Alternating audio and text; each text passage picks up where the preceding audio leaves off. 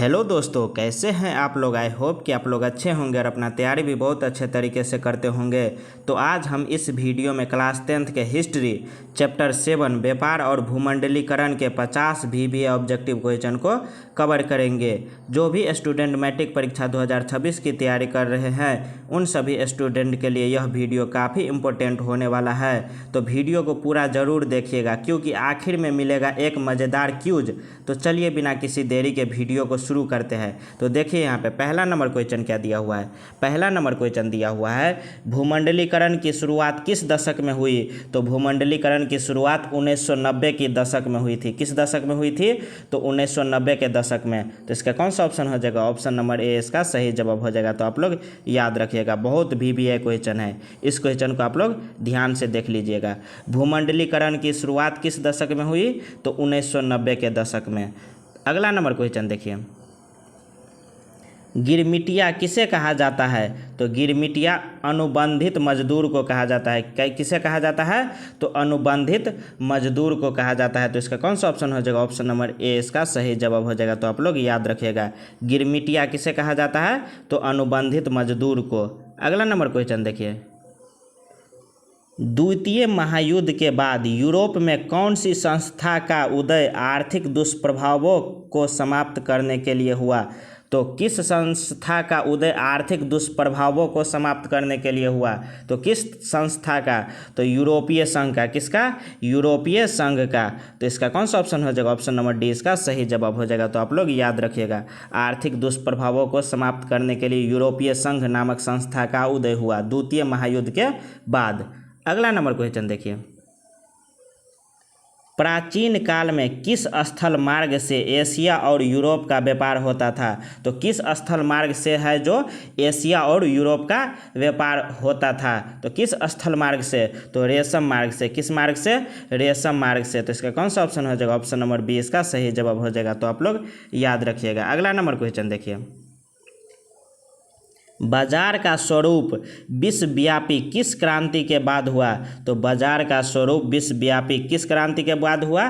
तो इसमें हो जाएगा औद्योगिक क्रांति। किस क्रांति के बाद? औद्योगिक क्रांति। तो इसका कौन सा ऑप्शन हो जाएगा? ऑप्शन नंबर ए इसका सही जवाब हो जाएगा। तो आप लोग याद रखिएगा। अगला नंबर क्वेश्चन देखिए, विश्वव्यापी आर्थिक संकट किस वर्ष आरंभ हुआ? तो विश्वव्यापी आर्थिक संकट जो है वो 1929 में आरंभ हुआ। कब आरंभ हुआ? 1929 में। तो इसका कौन सा ऑप्शन हो जाएगा? ऑप्शन नंबर सी इसका सही जवाब हो जाएगा। तो आप लोग याद रखिएगा। अगला नंबर क्वेश्चन देखिए, ब्रेटन वुड्स सम्मेलन किस वर्ष हुआ? तो ब्रेटन वुड्स सम्मेलन आप लोग को बता दें कि 1944 में हुआ था। कब हुआ था ब्रेटन वुड्स सम्मेलन? 1944 में। तो इसका कौन सा ऑप्शन हो जाएगा? ऑप्शन नंबर सी इसका सही जवाब हो जाएगा। ब्रेटन वुड्स सम्मेलन 1944 में हुआ था। अगला नंबर क्वेश्चन देखिए, विश्व बाजार के स्वरूप का आधार क्या था? तो विश्व बाजार के स्वरूप का आधार वस्त्र उद्योग था। क्या था? आधार वस्त्र उद्योग था। तो इसका कौन सा ऑप्शन हो जाएगा? ऑप्शन नंबर डी इसका सही जवाब हो जाएगा। तो आप लोग याद रखिएगा, विश्व बाजार के स्वरूप का आधार क्या था? तो वस्त्र उद्योग था। अगला नंबर क्वेश्चन देखिए, पहले विश्व बाजार के रूप में कौन सा शहर उभर कर आया? तो पहले विश्व बाजार के रूप में अलेक्जेंड्रिया उभर कर आया। कौन सा शहर उभर कर आया? अलेक्जेंड्रिया। तो इसका कौन सा ऑप्शन हो जाएगा? ऑप्शन नंबर ए इसका सही जवाब हो जाएगा, अलेक्जेंड्रिया। अगला नंबर क्वेश्चन देखिए, गिरमिटिया मजदूर बिहार के किस क्षेत्र से भेजे जाते थे? तो गिरमिटिया मजदूर बिहार के पश्चिमी क्षेत्र से भेजे जाते थे। किस क्षेत्र से भेजे जाते थे? तो पश्चिमी क्षेत्र से। तो इसका कौन सा ऑप्शन हो जाएगा? ऑप्शन नंबर बी इसका सही जवाब हो जाएगा। तो आप लोग याद रखिएगा। चलिए अब बढ़ते हैं अगले 10 सवालों की ओर। अगला सवाल देखिए, सिकंदर कहाँ का निवासी था? तो सिकंदर कहाँ का निवासी था? तो आप लोग को पता होगा, पढ़े होंगे। तो सिकंदर कहाँ का निवासी था? तो यूनान का निवासी था। कहाँ का निवासी था? यूनान का। तो इसका कौन सा ऑप्शन हो जाएगा? ऑप्शन नंबर सी इसका सही जवाब हो जाएगा। अगला नंबर क्वेश्चन देखिए, प्रथम विश्व युद्ध की समाप्ति के बाद किसके द्वारा यूरोप की अर्थव्यवस्था को पुनर्जीवित करने का प्रयास किया गया? तो प्रथम विश्व युद्ध की समाप्ति के बाद किसके द्वारा जो है यूरोप की अर्थव्यवस्था को पुनर्जीवित करने का प्रयास किया गया? तो किसके द्वारा? तो इसका ऑप्शन हो जाएगा अमेरिका के द्वारा। किसके द्वारा? अमेरिका के द्वारा। तो इसका कौन सा ऑप्शन हो जाएगा? ऑप्शन नंबर सी इसका सही जवाब हो जाएगा। तो आप लोग याद रखिएगा। अगला नंबर क्वेश्चन देखिए, विश्व बाजार का विस्तार आधुनिक काल में किस समय से आरंभ हुआ? तो विश्व बाजार का विस्तार आधुनिक काल में किस समय से आरंभ हुआ था? तो 18वीं शताब्दी से आरंभ हुआ था। किस समय से आरंभ हुआ था? 18वीं शताब्दी से। तो इसका कौन सा ऑप्शन हो जाएगा? ऑप्शन नंबर बी इसका सही जवाब हो जाएगा। तो आप लोग याद रखिएगा। अगला नंबर क्वेश्चन देखिए,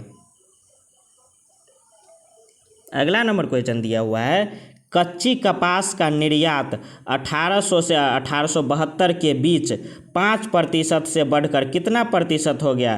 तो 5% से बढ़कर 35% हो गया। कितना हो गया? 5% से बढ़कर 35% हो गया कपास का निर्यात। तो इसका कौन सा ऑप्शन हो जाएगा? ऑप्शन नंबर बी इसका सही जवाब हो जाएगा। 5% से 35% तक हो गया। अगला नंबर क्वेश्चन देखिए, अगला नंबर क्वेश्चन दिया हुआ है, आर्थिक संकट यानी मंदी के कारण यूरोप में कौन सी नई शासन प्रणाली का उदय हुआ? तो कौन सी नई शासन प्रणाली का उदय हुआ यूरोप में आर्थिक संकट के कारण? तो कौन सा हो जाएगा इसमें? फांसीवादी नाजीवादी शासन। किस शासन का उदय हुआ? तो फांसीवादी नाजीवादी शासन।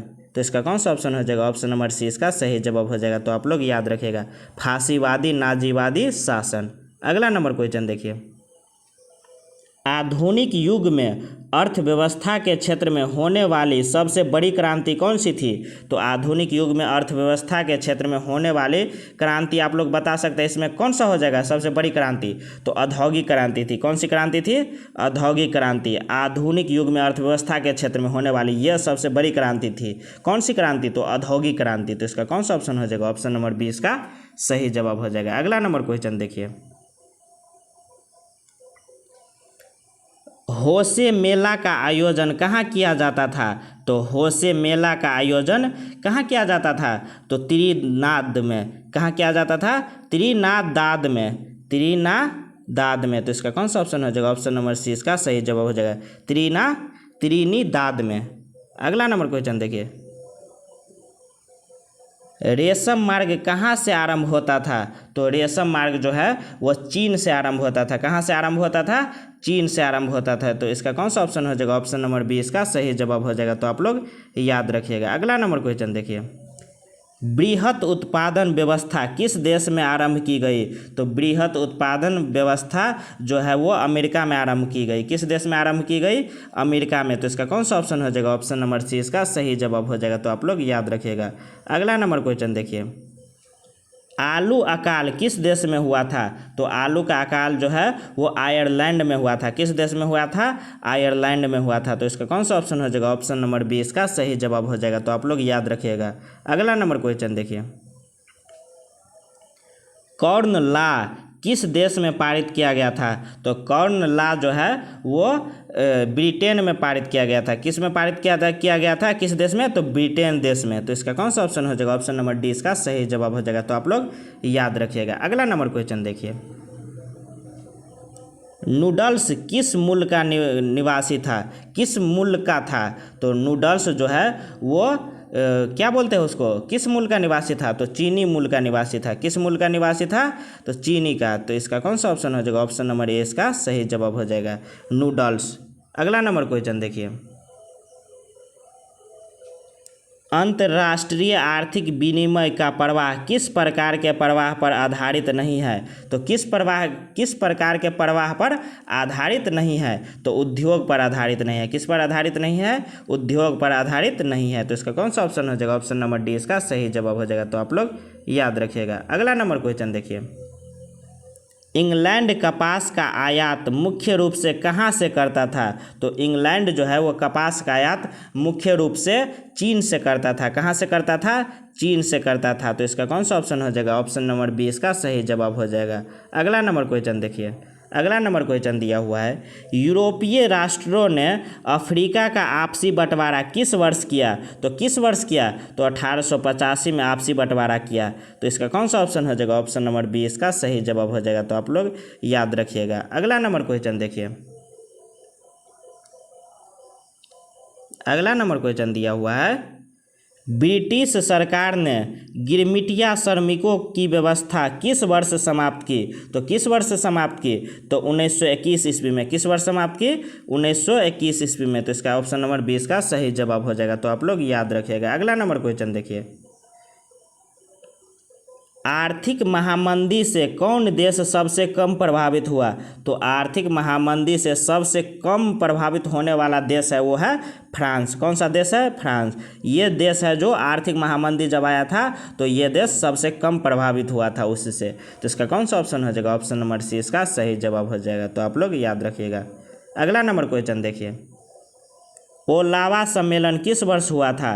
तो ओलावा सम्मेलन है जो 1932 में हुआ था। किस वर्ष हुआ था? 1932 में। तो इसका कौन सा ऑप्शन हो जाएगा? ऑप्शन नंबर सी इसका सही जवाब हो जाएगा। तो आप लोग याद रखिएगा। अगला नंबर क्वेश्चन देखिए,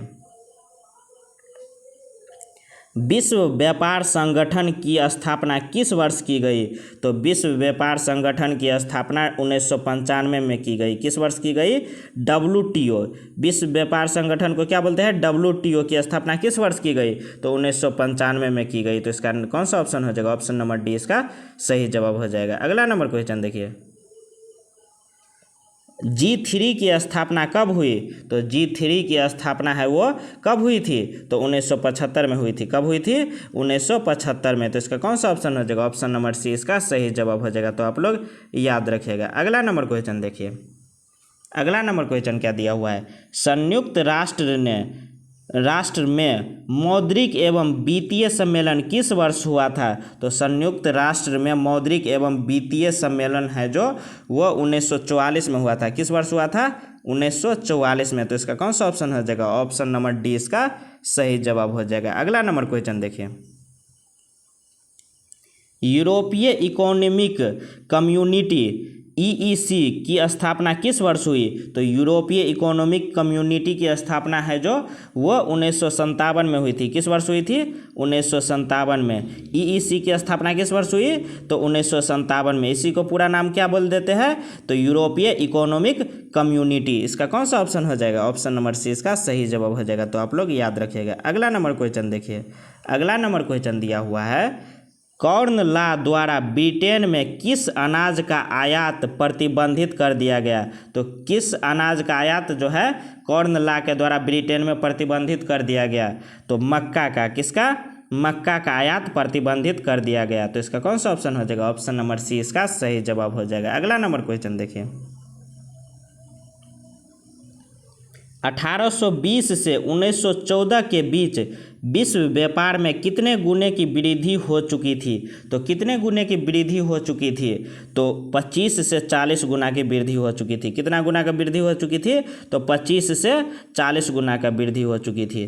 तो इसका कौन सा ऑप्शन हो जाएगा? ऑप्शन नंबर 20 का सही जवाब हो जाएगा। तो आप लोग याद रखिएगा। अगला नंबर क्वेश्चन देखिए, भारत के किस प्रदेश से अधिकांश गिरमिटिया श्रमिक बाहर ले जाए गए? तो भारत के किस प्रदेश से है जो अधिकांश गिरमिटिया श्रमिक बाहर ले जाए गए? तो किस प्रदेश से? तो किस प्रदेश हो जाएगा? तो उत्तर प्रदेश से। कौन से प्रदेश से? उत्तर प्रदेश से। तो इसका कौन सा ऑप्शन हो जाएगा? ऑप्शन नंबर डी इसका सही जवाब हो जाएगा। तो आप लोग याद रखिएगा। अगला नंबर क्वेश्चन देखिए, अगला नंबर क्वेश्चन दिया हुआ है, पास्ता सिसिली इटली में किनके द्वारा ले जाया गया? तो पास्ता सिसिली जो इटली में किनके द्वारा ले जाया गया? तो किनके द्वारा? तो अरबों के द्वारा। किनके द्वारा? अरबों के द्वारा। तो इसका कौन सा ऑप्शन हो जाएगा? ऑप्शन नंबर 20 का सही जवाब हो जाएगा। तो आप लोग याद रखिएगा। अगला नंबर क्वेश्चन देखिए, धन निष्कासन के सिद्धांत का प्रतिपादन किसने किया था? तो धन निष्कासन के सिद्धांत का प्रतिपादन दादा भाई नौरोजी ने किया था। किसने किया था? दादा भाई नौरोजी ने। तो इसका कौन सा ऑप्शन हो जाएगा? ऑप्शन नंबर सी इसका सही जवाब हो जाएगा। तो आप लोग याद रखिएगा। अगला नंबर क्वेश्चन देखिए, बृहत उत्पादन की नीति किसने अपनाई? तो बृहत उत्पादन की नीति हेनरी फोर्ड ने अपनाई। किसने अपनाई? हेनरी फोर्ड ने। तो इसका कौन सा ऑप्शन हो जाएगा? ऑप्शन नंबर सी इसका सही जवाब हो जाएगा। तो आप लोग याद रखिएगा। अगला नंबर क्वेश्चन देखिए, अगला नंबर क्वेश्चन दिया हुआ है ईस्ट इंडिया कंपनी अफीम किस देश में भेजती थी? तो किस देश में? तो चीन में भेजती थी। ईस्ट इंडिया कंपनी जो है वो अफीम किस देश में भेजती थी? तो चीन में भेजती थी। तो आप लोग याद रखिएगा, बहुत भी क्वेश्चन है, ये क्वेश्चन सब आप लोग मार्क लगा लीजिए, ये क्वेश्चन सब आप लोग याद रख लीजिएगा। ईस्ट इंडिया कंपनी जो है अफीम किस देश में भेजती थी? तो चीन में भेजती थी। तो इसका कौन सा ऑप्शन हो जाएगा? ऑप्शन नंबर डी इसका सही जवाब हो जाएगा। अगला नंबर क्वेश्चन देखिए, आर्थिक महामंदी का विश्व अर्थव्यवस्था पर क्या प्रभाव पड़ा? तो आर्थिक महामंदी का विश्व अर्थव्यवस्था पर बेरोजगारी का प्रभाव पड़ा। कैसा प्रभाव पड़ा? तो बेरोजगारी का प्रभाव पड़ा। तो इसका कौन सा ऑप्शन हो जाएगा? ऑप्शन नंबर डी इसका सही जवाब हो जाएगा। तो आप लोग याद रखिएगा। अगला नंबर क्वेश्चन देखिए, अलेक्जेंड्रिया किस सागर के मुहाने पर बसा था? तो अलेक्जेंड्रिया जो है वो किस सागर के मुहाने पर बसा था? तो किस सागर के मुहाने पर बसा था? तो लाल सागर के मुहाने पर बसा था। किस सागर के? तो लाल सागर के। तो इसका कौन सा ऑप्शन हो जाएगा? ऑप्शन नंबर बी इसका सही जवाब हो जाएगा। तो आप लोग याद रखिएगा। अगला नंबर क्वेश्चन देखिए, भारत में आर्थिक महामंदी का सबसे बुरा प्रभाव किस वर्ग पर पड़ा? तो किस वर्ग पर आर्थिक महामंदी का सबसे बुरा प्रभाव पड़ा? तो व्यापारियों पर। किस पर पड़ा? इसमें क्या हो जाएगा? भारत में आर्थिक महामंदी का सबसे बुरा प्रभाव किस वर्ग पर पड़ा? तो किसानों पर सबसे बुरा प्रभाव पड़ा। किस पर पड़ा? किसानों पर। तो इसका कौन सा ऑप्शन हो जाएगा? ऑप्शन नंबर ए इसका सही जवाब हो जाएगा। तो आप लोग याद रखिएगा, व्यापारियों पर नहीं पड़ा था। किस पर पड़ा था सबसे बुरा प्रभाव? तो किसानों पर पड़ा था सबसे बुरा प्रभाव आर्थिक महामंदी का। तो आप लोग याद रखिएगा। अगला नंबर क्वेश्चन देखिए, किस अमेरिकी राष्ट्रपति ने न्यू डील लागू की? तो किस अमेरिकी राष्ट्रपति जो है वो न्यू डील लागू की? तो किस अमेरिकी राष्ट्रपति ने? तो एफ.डी. रूजवेल्ट ने। किसने? एफ.डी. रूजवेल्ट ने। तो इसका कौन सा ऑप्शन हो जाएगा? ऑप्शन नंबर सी इसका सही जवाब हो जाएगा। याद कर लीजिएगा, बहुत भी क्वेश्चन है। तो अमेरिकी राष्ट्रपति जो है एफ.डी. रूजवेल्ट ने न्यू डील लागू की। अगला नंबर क्वेश्चन देखिए, उद्योगों की माँ किसे कहा जाता है? तो उद्योगों की माँ जो है वो इस्पात उद्योग को कहा जाता है। किसको कहा जाता है? इस्पात उद्योग को। क्या कहा जाता है? उद्योगों की माँ। इस्पात उद्योग को उद्योगों की माँ कहा जाता है। तो इसका कौन सा ऑप्शन हो जाएगा? ऑप्शन नंबर ए इसका सही जवाब हो जाएगा। अगला नंबर क्वेश्चन देखिए, 19वीं सदी के भारत में कपड़ा उद्योग का प्रमुख केंद्र कौन सा था? तो 19वीं सदी के भारत में कपड़ा उद्योग का प्रमुख केंद्र जो है वो बम्बई था। कौन था? बम्बई था। तो इसका कौन सा ऑप्शन हो जाएगा? Option number D. बम्बई से ही कपड़ा का आयात निर्यात होता था और वहाँ ही उसका मिल भी था। तो इसका कौन सा ऑप्शन हो जाएगा? ऑप्शन नंबर डी इसका सही जवाब हो जाएगा। अगला नंबर क्वेश्चन देखिए, भारत से विदेशों में सबसे ज़्यादा निर्यात होने वाला उत्पाद कौन सा था? तो भारत से विदेशों में सबसे ज़्यादा जो है निर्यात होने वाला उत्पाद जो है वो सूती वस्त्र था। क्या था? सूती वस्त्र। तो इसका कौन सा ऑप्शन हो जाएगा? ऑप्शन नंबर बी इसका सही जवाब हो जाएगा। तो आप लोग याद रखिएगा। अगला नंबर क्वेश्चन देखिए, अगला नंबर क्वेश्चन दिया हुआ है, स्वदेशी आंदोलन किस वर्ष शुरू हुआ था? तो स्वदेशी आंदोलन जो है वो 1905 में शुरू हुआ था। किस वर्ष शुरू हुआ था? 1905 में। तो इसका कौन सा ऑप्शन हो जाएगा? ऑप्शन नंबर बी इसका सही जवाब हो जाएगा। तो आप लोग याद रखिएगा, स्वदेशी आंदोलन किस वर्ष शुरू हुआ था? तो 1905 में।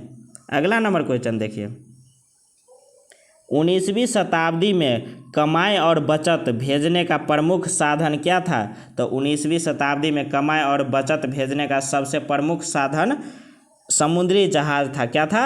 समुद्री जहाज। तो इसका कौन सा ऑप्शन हो जाएगा? ऑप्शन नंबर डी इसका सही जवाब हो जाएगा। समुद्री जहाज ही कमाई और बचत भेजने का सर्वप्रमुख साधन था 19वीं शताब्दी में। अगला नंबर क्वेश्चन देखिए, अफीम युद्ध किन दो देशों के बीच हुआ था?